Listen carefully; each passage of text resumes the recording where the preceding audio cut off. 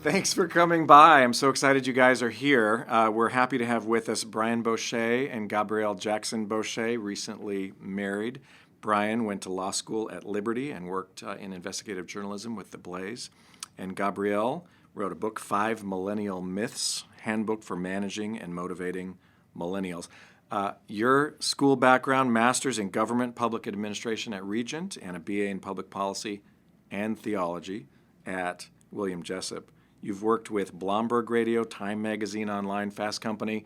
It's not been long since you've been a graduate, but you started right out of the gates with Millennial Solution. I love what the tagline is, empowering leaders to optimize their millennial talent, but at the same time, equipping millennials to grow in their personal and professional lives. Talk about that a little bit. Absolutely. It's not just a one-sided street. I started my company, the Millennial Solution, after finding that there was a really big need to bridge the generation gap. I had worked in politics here in California. I had worked in nonprofits. I've worked for-profit sectors, and I always seemed to be the person who was saying, can't we all just get along? I like that. And I saw that there was a huge opportunity because so much of the communication, so much of the frustration, and so much of the really optimization we were missing out on as an organization was because we didn't understand who the other generation was that we're working with. Either they're too old, too out of touch, or they're too young and too entitled. And so I really found this niche in what I call generational reconciliation. Wow, that's so interesting. And then you wrote a book about it, 5 Millennial Myths, Handbook for Managing and Motivating Millennials. So talk to that 45 to 65-year-old CEO. They've got that suit on with the tie, and this rumpled shirt person comes in with the earbuds, and the shirt's untucked, and they're trying to figure each other out. What does that 50-plus-year-old CEO need to understand that they have been missing? The first is that age is not a number, it's a mindset. We've met plenty of 20-somethings who are like 65-year-olds and 20-something bodies. There are plenty of 65-year-olds who act more like teenagers. So you can't go forward and just pretend that one person acts or thinks or even operates in a certain mentality because they look that way.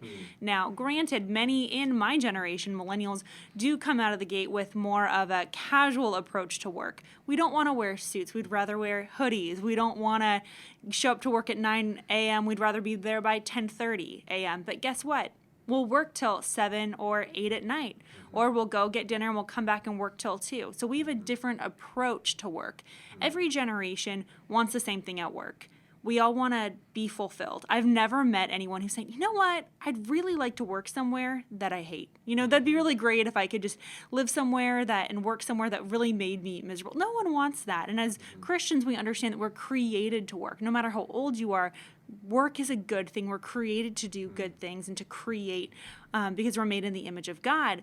So looking at this next generation, understanding that we just think about work differently. We have been raised in a generation where technology makes everything faster. And so we look to technology to solve our problems. If you walk to a millennial, down the hall to a millennial and say, hey, can you work on this project? What are they going to do first? They're going to Google it, right? That's the first thing they're going to do. Right. Although the person who maybe invented it works down the hall. So rather than going down the hall and asking a question, they might just look for something up on the internet because we're the first truly digital generation. Yeah, we're working at Convene, actually, to get rid of a lot of paper, thanks to some of the millennials that work for us. But we're still putting out too much paper for people to circle the answer with a pen and send it in with a postage stamp on an envelope. Not the best. Right. Well, I joke around all the time. As millennials, we think, well, there's got to be an app for that. Anytime that you're complaining about something, there's probably an app for that. Exactly. So how about we define millennials? I think everybody might have a different view, but I'm understanding that at the end of 2015, they were the largest generation in the U.S. workforce. That's something important. They're huge. So millennials are born between 1981 and the year 2000. That's according to the U.S. Census Bureau. So there are nearly 83 million millennials in the United States. Wow. We're a huge generation. We're not only the most educated generation in American history, we're also the most diverse. We're a generation that's incredibly tenacious, that is proud of our size, and is really excited about entering the workforce. we're also a generation that looks differently and acts differently than the generations before us. Hence, a challenge that we're having now. I mean, for the first time, we're having 3 and sometimes even 4 different generations of the workforce. So naturally, there's going to be some of that frustration, kind of that elbowing out of each other as we're all trying to figure out how we're all going to get along. So again, let's speak to that 40 to 60-year-old CEO who, in their mind, they're driving to work thinking of some study they read 10 years ago that said millennials are sort of entitled and they're addicted to technology. They've got earbuds in all the time. They want their next job to be the vice president, but they just started last week. What are we missing? My favorite conversation is with people who are having that point of frustration, saying, what about kids these days? What's wrong with them? And I get to work with companies around the world really to help them understand who this generation is by understanding how and why this generation is. So we do lots of training. We do lots of these personal one-on-one meetings to help CEOs understand it. And through that, understanding that entitlement is ambition misdirected. We're a generation who's been told we can do anything that we want and we can be anything that we want by our parents and our professors and our high school swim coaches. And because of that, we're very confident. We're walking into the workforce saying, hey, give me a shot. I'm ready for the next thing. We have a short attention span and we've got high hopes for the future. Unfortunately, when we're walking into a work world that's pretty static, we're bumping our heads against that ceiling because we're saying, well, what's next? Well, the workforce has been around a lot longer than the millennial generation, and these processes are in place for a reason. And so when millennials are coming in and saying, I want to be a part of change, I want to do something, that often comes across as disrespect. Our generation isn't wanting to be disrespectful. In fact, millennials have one of the highest levels of respect for our elders in recent generations. However, how we express it is often not the best. And so what would be an example of an intrinsic respect but an external disrespect? Millennials will come in, and I see it all the time with my clients who are having challenges with hiring the right millennial. For example, a millennial is walking into an interview and they're saying, okay, so I'd like to work at least one day from home and, I've got a vacation in the next 6 weeks. I hope that's okay. It was pre-planned with my buddies from college a couple of months ago. Now, as a CEO, you're saying, wow, that's disrespectful. You have to pay your dues in order for me to, you think that just because you started working here, I'm going to let you work from home? Yeah. You can't just take vacation. That's not what we do. That's not what we do. But as a millennial, they have a different idea of work-life balance. They're saying, well, you're disrespecting me, saying I can't spend time with my family and I can't spend time with my friends and I can't have a balanced lifestyle. So again, that's where that miscommunication comes. Yeah. Brian, you and I were talking a little bit before we started that there's this whole thing of what is called sometimes tribal storytelling. Let's call it corporate storytelling. Maybe we took the stories of the early days of the company, we put them on the shelf. That was a long time ago when my mom or dad started the company or when 3 founders in the garage started the company. Nobody cares about that. We just want those millennials to get in their cubicle and get to work. Not such a good strategy. Well, I tell you the truth that it really does matter. Those stories matter. Every great company, every great organization started with some kind of compelling story, whether it was in the garage or at a coffee shop that you got together and the idea came to fruition. It's important. Every company started with a great story, and everybody that works for the company is a character within the story. It's both a collective sense of moving towards a vision and why we're moving towards that vision, but more than that, it's also individual based. You have so many people that have grown companies, grown organizations, and each of their individual stories matter just as much. And for the organization as a whole, it's a powerful tool. You can surround yourself with all of the great PR companies, all of the great advertising companies, but it really isn't going to matter unless you really know who you are. And oftentimes, more often than not, that's based in your story, why you do what you do instead of what you do. Of course, you know of that great book, Simon Sinek's Start With Why. It's like a sea change. The concept was like a sea change as to how we create a corporate culture, how we think about our visions. It's more than just the products.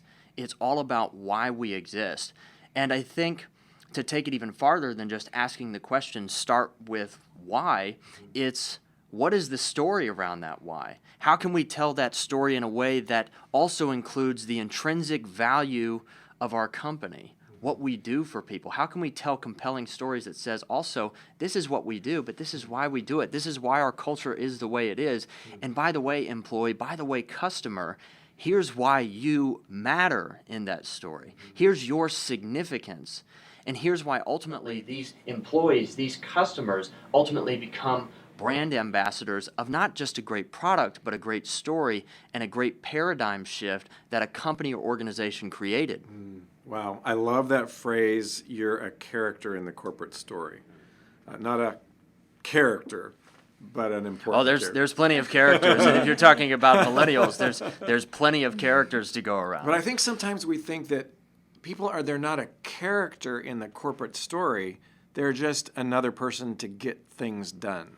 And that would be a big mistake, would it not? It's a huge mistake. I think even in the context of millennials, Gabrielle can speak to, of course, how long millennials on average will stay at a job, and it changes based upon cities and all that. But there are overall statistics as to why millennials come and go.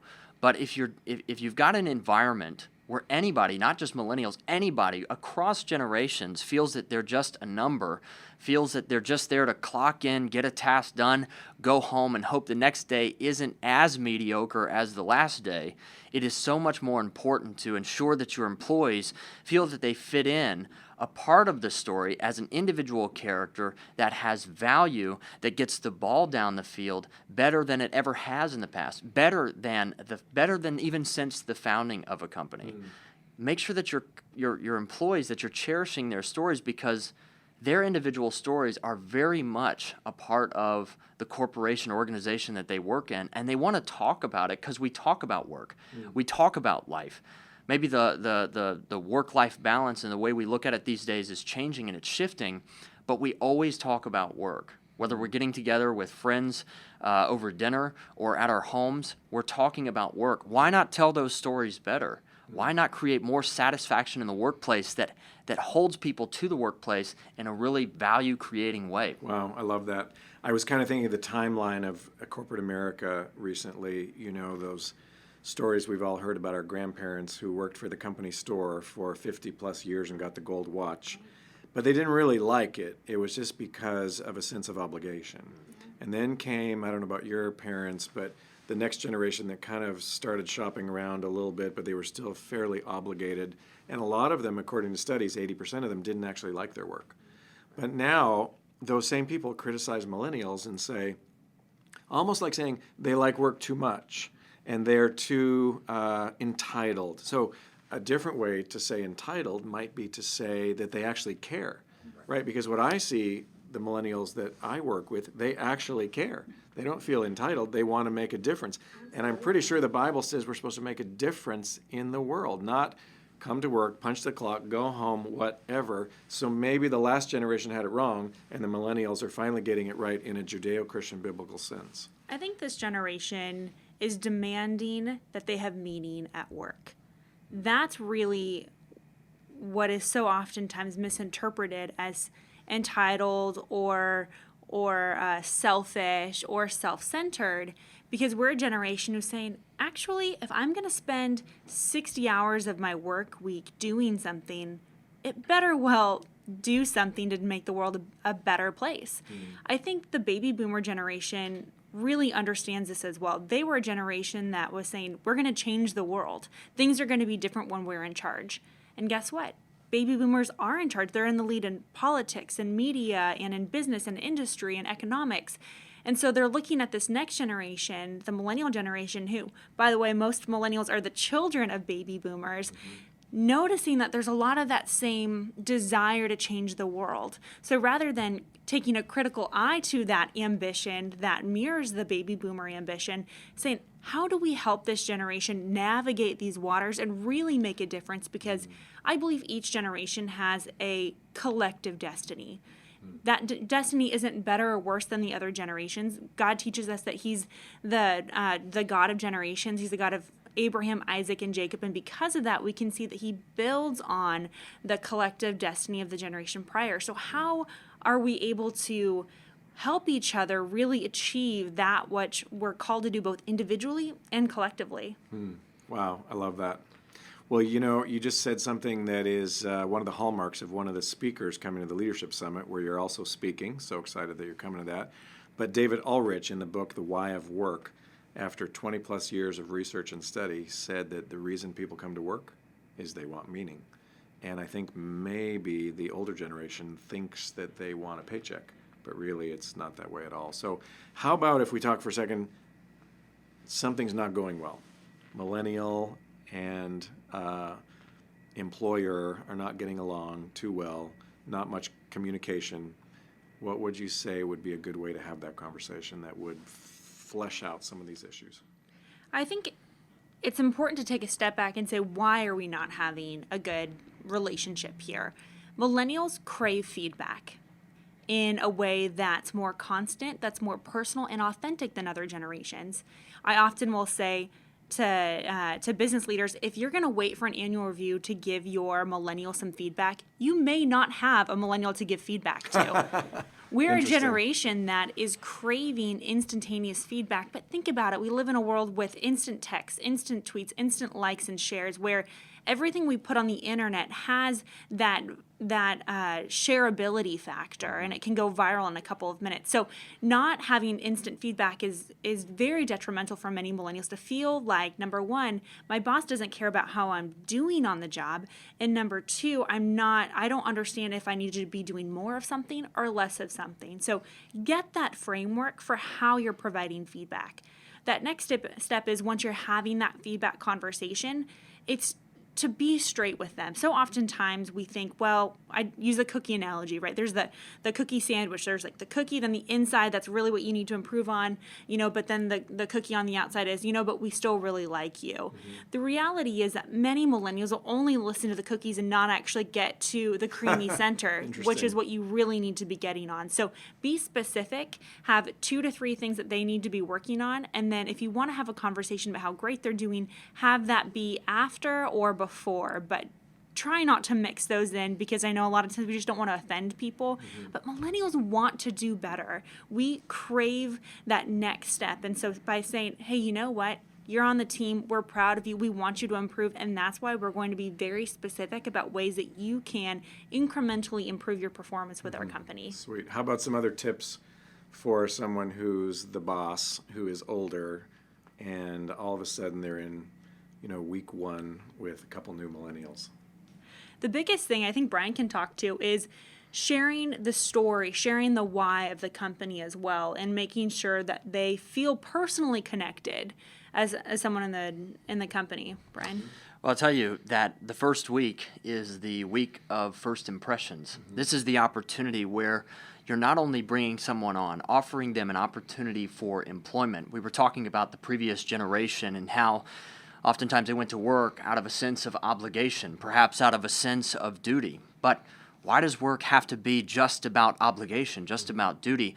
Why can't it be about mission, purpose, vision, even nation changing for that matter? Why can't it be about that? So when you think about the first week, it truly is the week of first impressions, and it's an opportunity to not only tell your new employees, especially your new millennial employees, what your organization is about and what it does. It's an opportunity to inspire them. Mm-hmm. It's an opportunity to immediately attach them to the mission and vision of the organization. It's an opportunity to put a stake in the ground in that sense that says, here's something that you're tethered to. You're not bound by, but you're tethered to it in a good way. Mm-hmm. It's a tethering that says you matter. It's a tethering that says you have a part to play here. It's a tethering that says your work is significant. Your work is a part of this great story that's already been started, but you're here to advance the next generation of this company, the next generation of this organization. You're going to take the vision down the field. You see, that's much more inspiring. That's much more powerful than a view of the obligation, the view of the kind of the duty-driven work, and that we're just here to keep this ball moving down the field. And perhaps that's even a mediocre mindset. Let's take it to extraordinary. In that same regard, too, to add on to what Brian's saying, if you're a CEO, here's a couple practical things that you can do in that first week. Send your new staff on a scavenger hunt to find the true mission of the organization. Interview key people throughout the company to understand why they started working here. What's their perspective been? That's going to get them to be more comfortable with the culture as a whole. That's going to get them to look at outside individuals and perspectives on their own job. But also, too, it's going to open up the door for mentorship as well. That's so incredibly important. Secondarily, go ahead and challenge that employee to write out mission goals that they're going to have. Where do you want to be in 6 months? Where do you want to be in 12 months? Where do you want to be in 18 months or even 5 years, 18 years? Make them put themselves on a trajectory. Oftentimes people think of feedback as only being on the manager, but turn the tables around and say, where do you want to be? Because they have buy-in as soon as they say, I want to be improving by these 3 metrics, and then turn around and say, how do you think you're doing? Give yourself a grade in 6 months. So a bit of more of a coach, not a boss. Is that a fair way to say it? Absolutely. Millennials want to be coached more than they want to be managed, even more than they want to be mentored. So many young people I talk to say they want a mentor, but when you're talking to them, they don't know what mentorship really means. They want someone who's going to help them navigate the waters, who's going to give them advice, but really more than anything else, they want someone who's going to come alongside them, not someone who's going to tell them, take a left, take a right. They're going to say, let's do this together. I'm here with you. And your book, again, is 5 Millennial Myths. Where can somebody find out more about you guys if they wanted to hire you, use you, call you, have you speak at their conference? Where would they go? So you can visit our website, which is millennialsolution.com, and that's where you can contact us. We provide training workshops for companies. We provide resources for executive boards as well, and you can also purchase our books and our workbooks for our programs as well on our website. Sweet. And we're excited you're coming to the Leadership Summit in Rancho Mirage. We are thrilled. It's going to be fantastic. Everyone should be there. I'm kind of excited about the synergy that would happen between David Ulrich and you guys, because he's done so much work, a career of thinking about why people come to work. And some of that is almost being proven true in the millennial generation, almost as if it didn't almost need research, right? They're just coming to some of these places of wanting meaning that maybe the older generation has prematurely thrown out and said, meaning we don't need meaning, we just are here out of obligation, and maybe we need to take a lesson, as you say, from each other. I think that we're really seeing almost an evolution of work as well, where we're coming to a point where we're not working to live and we're not living to work, but we're realizing that what we do matters.